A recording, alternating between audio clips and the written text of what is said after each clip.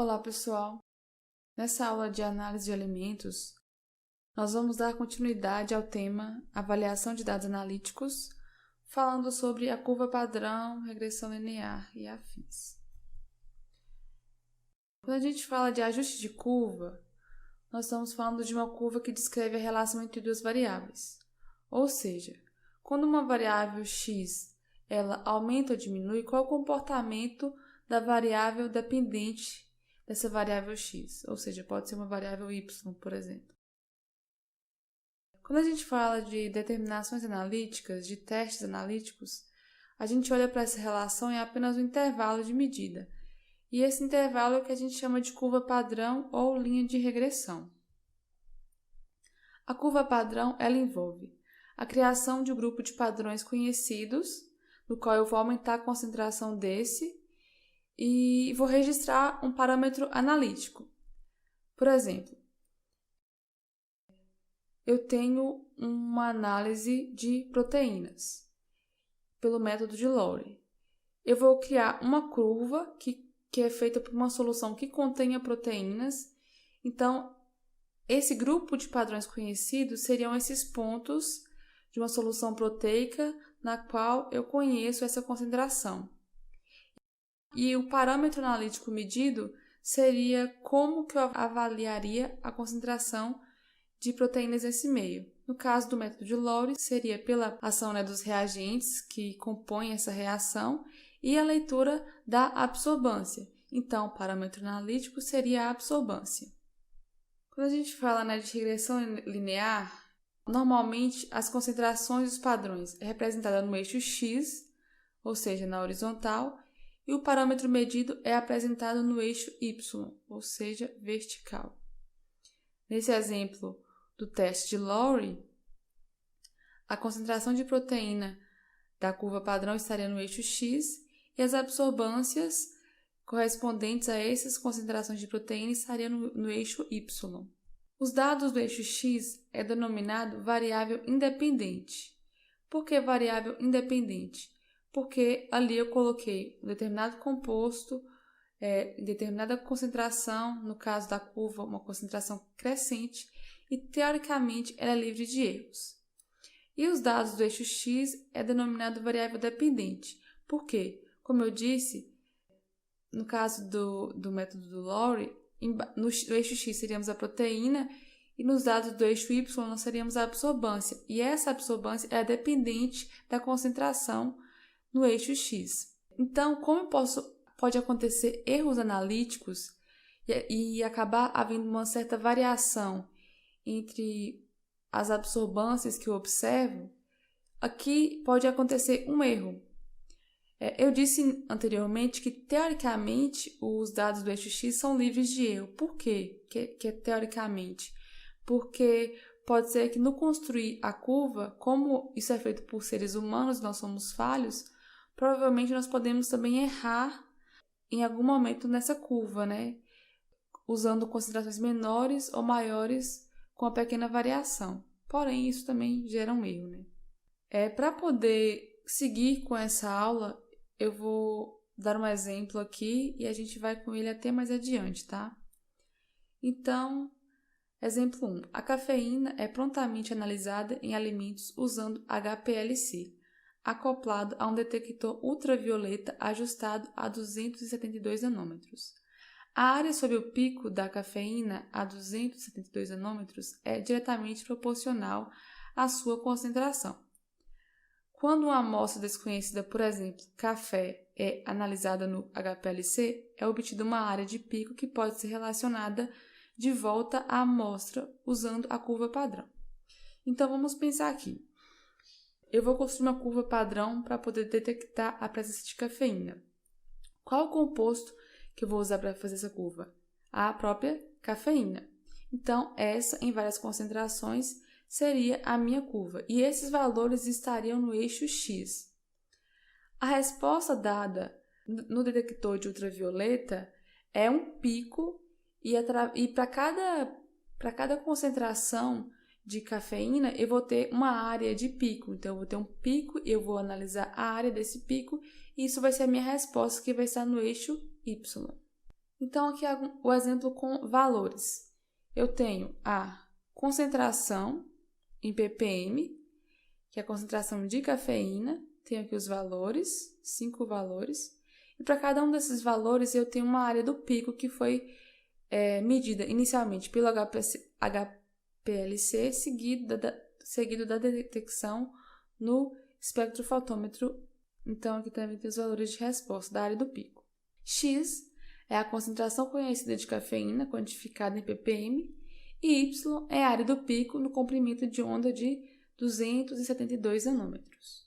Quando representamos graficamente os valores de X e Y emparelhados, é formado um gráfico de pontos dispersos que podem ser unidos para formar uma linha reta, relacionando a concentração à resposta observada. Então, aqui no eixo X, eu tenho os valores de concentração, tenho as respostas, do pico, da área do pico, e encontrando esses pontos no gráfico, eu consigo gerar uma reta que representa essa correlação entre essas duas variáveis. Inicialmente, para determinar a concentração de cafeína em uma amostra que dê uma área de 400, nós poderíamos fazer o seguinte. Nesse caso aqui é um exemplo. Eu tive uma amostra, sem ser um ponto da curva, que o pico deu 400. E eu queria saber quanto de cafeína tem nessa amostra. Então, eu vou pegar esse ponto aqui na curva no eixo Y, seguir até a linha que foi plotada, depois descer em direção ao eixo X. E aí, eu vou encontrar aproximadamente o ponto onde mostra a concentração de cafeína nessa minha amostra. Então, nós podemos estimar que a solução contenha cerca de 42 a 43 ppm de cafeína. Porém, isso seria um grande chute e poderia acabar gerando um erro.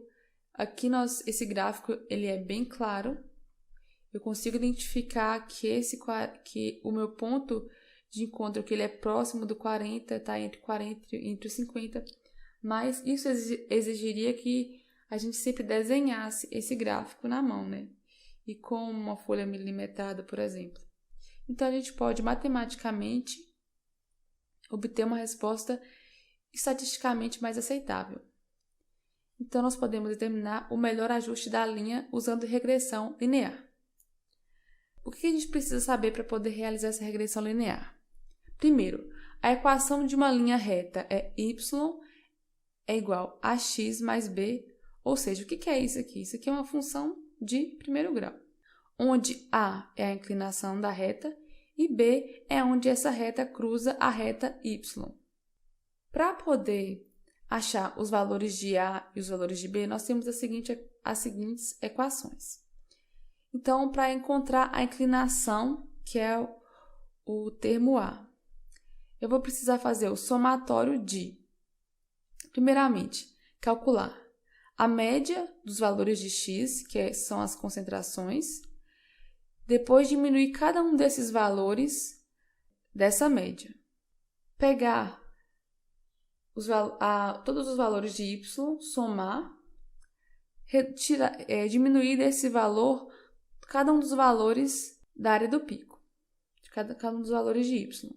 Depois, por exemplo, x1 e y1 seria x1, 5, y1, 488. Para cada cálculo, 5 menos a média e 488 menos a média, eu vou pegar esses dois resultados e multiplicar. Depois que fizer isso para todos os valores de x e de y, eu vou somar todos eles e vai ser o valor que vai ocupar esse espaço. Depois, eu vou pegar os valores que eu obtive aqui. Um exemplo, 5 menos a média de todos esses valores e multiplicar ao quadrado e depois fazer isso para todos os termos e somar todos. E é o termo que vai ocupar essa parte de baixo. Então, com mais calma, vamos falar sobre cada passo desse cálculo de A. Somando os valores de x, nós temos que a média é 51. Então, aqui, x, na verdade aqui é xi. Xi, temos os valores, x1, 2, 3, 4 e 5, e tem uma média. Então, subtraindo esses valores, eu vou gerar esses valores aqui, menos 46, menos 26, menos 1, 24, 49. Sugiro que vocês parem agora. Lembrem-se que essa parte do cálculo, ela faz referência a esse primeiro termo aqui dessa equação, que vocês façam realmente essas contas no papel. Seguindo, a gente vai fazer o mesmo para os valores de y. Aqui também é yi. Então, eu tenho aqui o y1, 2, 3, 4, 5. Somando todos esses e dividindo por 5, eu tenho a média. Então, eu vou subtrair cada um desses valores pela média. E aqui eu obtenho esses valores. Ok, vou guardar esses valores. Para resolver essa parte de cima, o que eu preciso fazer? Multiplicar cada termo que eu achei anteriormente. Então, aqui, x e menos média de x vezes yi menos média de y. Então, eu vou multiplicar esses valores e guardar ele aqui. Faço isso para todos os termos e depois eu tenho o somatório. Esse somatório é o valor que vai ocupar essa parte superior da equação. Na parte de baixo, eu tenho xi menos média de x, e eu faço isso para todos os termos, né? Todos os valores de x, menos a média. Cada um desses valores eu vou multiplicar ao quadrado e depois somar. E esse valor obtido, 5.770, é o valor que vai ocupar a parte inferior da equação. Ok. Então, eu tenho aqui o somatório desse valor de cima aqui, olha. Xi menos essa parte superior. Eu tenho um somatório que vai ocupar esse local e tenho o resultado que eu vou colocar na parte inferior. No cálculo, então, eu coloco A é igual a 519.263 sobre 5.770. Eu obtenho o valor de 89,99 . Depois, eu preciso achar onde a reta cruza a reta y, que é o ponto B. B é igual a média de y menos A vezes média de x. A média de y é 4.680,4. O valor de A eu acabei de achar, que é igual a 89,99. E a média de x é 51, que eu também calculei anteriormente. Monto a equação, B é igual, esse primeiro termo aqui, o termo y, menos A vezes média de x, e obtenho o valor de B. Obtendo o valor de B, eu posso montar a minha equação. Y é igual a vezes x mais B. Y é igual a 89,99 vezes x mais 90,73. Então, relembrando, x é a concentração de cafeína quantificada em ppm e y é a área do pico do comprimento de onda de 272 nanômetros. Qual a minha pergunta? Qual a concentração de cafeína em uma amostra que deu uma área de 4.000? 4.000 é o valor de y. Então, qual é a variável que eu preciso encontrar aqui? Eu já tenho o valor de A, eu já tenho o valor de B, eu já tenho o valor de Y. Eu preciso encontrar o X. O X é a concentração de cafeína nessa amostra. Então, eu preciso isolar o X. Então, a minha equação vai ficar X é igual a Y menos B sobre A. Ou seja, esse B passa para o lado de cá, diminuindo, dividido pelo A. Então, acaba isolando o X. E colocando os valores encontrados aqui nessa equação, ou seja, x é igual a 4.000 menos 90,72,727 sobre 89,99 é igual a 43,4393.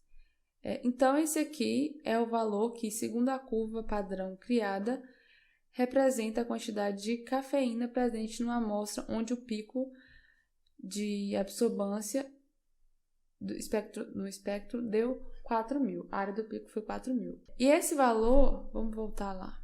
Esse valor, ele é bem próximo do que foi estimado anteriormente, né? Então, aproximadamente entre 42 a 43 ppm. Porém, a resposta mais exata seria essa a partir da curva padrão. Coeficiente de correlação. Como desenhar a linha através dos pontos dos dados e verificar quão bem os dados se ajustam à linha reta. Então, é preciso plotar os dados para ver se os pontos se encaixam em uma linha reta. Aqui, nós temos alguns tipos diferentes de coeficiente de correlação. Nessa figura A, nós temos uma figura que tem uma alta correlação. E essa correlação é positiva, porque está crescente essa linha. Na figura B, nós temos uma baixa correlação. Na figura 4.5a, nós temos uma alta correlação, porém uma correlação negativa.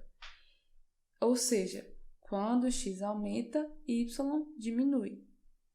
Quando essa correlação era positiva, quando x aumentava, y também aumentava.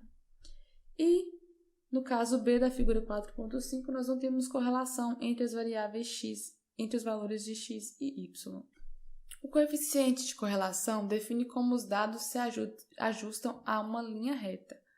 Ou seja, quanto mais próximo os meus pontos estiverem da linha reta que foi plotada, maior é a correlação entre os dados.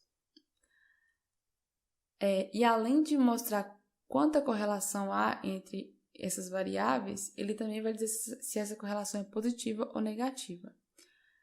Para uma curva padrão, a situação ideal seria que todos os pontos de dados fiquem perfeitamente em uma linha reta, porém isso é praticamente impossível. Entretanto, nunca é o caso, porque erros são introduzidos na criação de padrões e na mensuração dos valores físicos, observações.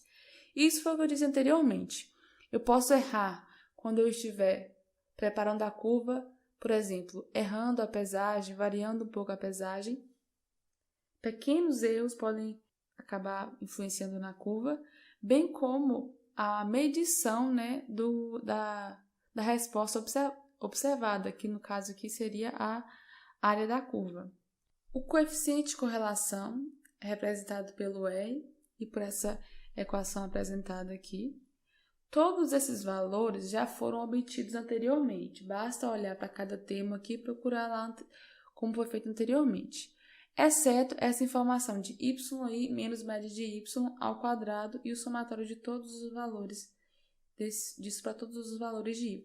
Então, esse é o único dado que a gente precisa obter.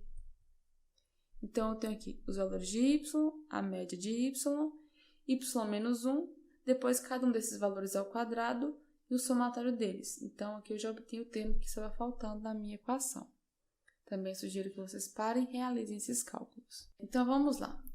Essa parte de cima aqui da equação, a gente já tinha calculado antes. Ela é igual a 519.263. Essa parte do somatório de xi menos média de x ao quadrado é igual a 5.770. E esse último termo, que foi o que a gente acabou de calcular, é igual a 46.782.833. Então, basta substituir esses valores na equação e eu vou encontrar o valor de R de 0,99943. Lembrando que aqui tem uma raiz, tá? Então, esses termos aqui de baixo foram multiplicados, depois é calculada a raiz quadrada desse valor. Quanto mais próximo de mais 1 ou menos 1, maior é a correlação entre os valores. Se por acaso for menos 1, quer dizer que a correlação é negativa, a reta está descendo. Se for positivo, quer dizer que a reta está subindo. Coeficiente de determinação. O coeficiente de determinação é o R quadrado, ou seja, o valor de R que a gente acabou de encontrar, coeficiente de correlação, ao quadrado. E ele é igual a 0,998877944. Ele é usado frequentemente porque fornece uma melhor percepção da linha reta, mesmo que não indique a direção da correlação. Então, como o valor anterior ele for jogado ao quadrado, ele nunca vai dar negativo. Então, eu sempre vou saber se tem correlação ou não, só que eu não vou saber se essa correlação é positiva ou negativa, só olhando para o valor de R quadrado. E o que esse valor de R quadrado significa? Significa que cerca de 0,114% da variação linear não varia com as mudanças em x e y. O restante corresponde, existe uma correlação. Então, aqui nós temos esse cálculo. 1 menos 0,1 menos r quadrado é igual a esse valor, vezes 100. Eu acho esse percentual. No Excel, como a gente faz? A gente viu que para poder fazer esses cálculos na mão, não é difícil, porém é trabalhoso, porque você tem vários cálculos para fazer. No Excel, basta a gente plotar os dados, né? Os valores de x, primeiramente, e depois os valores de y. Então, eu tenho aqui os valores de x e os valores de y. Eu coloquei aqui em cima o que cada termo representa, só para não perder, né, no meio dos dados. A gente vai aqui em inserir, vem em gráfico do tipo de dispersão e a primeira opção que aparecer eu vou clicar. Então, vai ser criado esse gráfico. Quando eu clicar no gráfico aqui, eu vou eliminar essas linhas horizontais e verticais que estão na área onde meus pontos estão plotados. No gráfico, a gente deve deixar apenas as informações, deixar o mais limpo possível para as informações relevantes ficarem bem claras. Então, basta clicar em cada um desses traços. Quando eu clicar nos traços horizontais, eu vou conseguir deletar, só apertar Del, e eu consigo deletar todas as faixas horizontais, exceto o eixo X, que eu preciso deixar de fato, e depois eu clico em uma das linhas verticais, aperto Delete, apago todas, exceto a linha do eixo Y, que também deve ser mantida. Outra coisa importante é adicionar o nome aos eixos. Então, do lado do gráfico aqui vai aparecer um mais, vocês vão clicar nele e vai depois selecionar título dos eixos. E aí vai aparecer 2 espaços aqui e vocês vão colocar os títulos. Então, para essa parte do eixo X, a gente coloca concentração, ppm, e no eixo Y nós colocamos área do pico a 272 nanômetros. Depois a gente vem e clica sobre um ponto da curva com o botão direito e vai aparecer aquele bloco de opções. Vocês vão clicar em adicionar linha de tendência. Quando vocês clicarem para poder adicionar a linha de tendência, vai aparecer esse quadro aqui do lado. Vocês vão abaixar e ir lá embaixo e selecionar as opções. Exibir a equação do gráfico e exibir valores de R². Vocês não vão definir interseção. Por quê? Quando a gente define interseção, a gente força a essa reta que aqui foi plotada a passar pelo ponto zero. Teoricamente, faz sentido porque quando você tem zero de concentração de cafeína, teoricamente a área do pico deveria ser zero. Só que nem sempre isso acontece, porque devido aos métodos analíticos, os reagentes, pode ser que acaba que mesmo no ponto zero eu tenha alguma leitura. Então, eu não vou forçar essa linha a passar pelo ponto zero. Eu seleciono apenas essas duas opções, exibir a equação do gráfico e valor de R². Então, se vocês observarem, aqui eu vou obter os mesmos valores que eu obtive anteriormente. Y igual. Aqui eu tenho o valor de A, 89.994, o valor de B, 90.727 e o R², 0,9989. Quanto mais próximo de 1 também, melhor a minha curva. O desejável é que a curva tenha valores tipo 0,999 ou no máximo 0,997. Porém, isso depende do tipo de análise. Tem análises que são bem mais imprecisas e acaba que a curva você pode tolerar também um R² menor. Então, uma coisa que a gente vai precisar lembrar é que para poder achar qual a concentração de cafeína quando a área do pico for 400, eu vou ter que inverter esse cálculo, igual a gente mostrou anteriormente. Por quê? Porque o Y vai ser 4.000. Então, eu vou estar procurando o valor de X. E agora, por hoje é isso. Eu agradeço a atenção de vocês. Qualquer dúvida, deixem nos comentários. E até a próxima. E Deus abençoe vocês.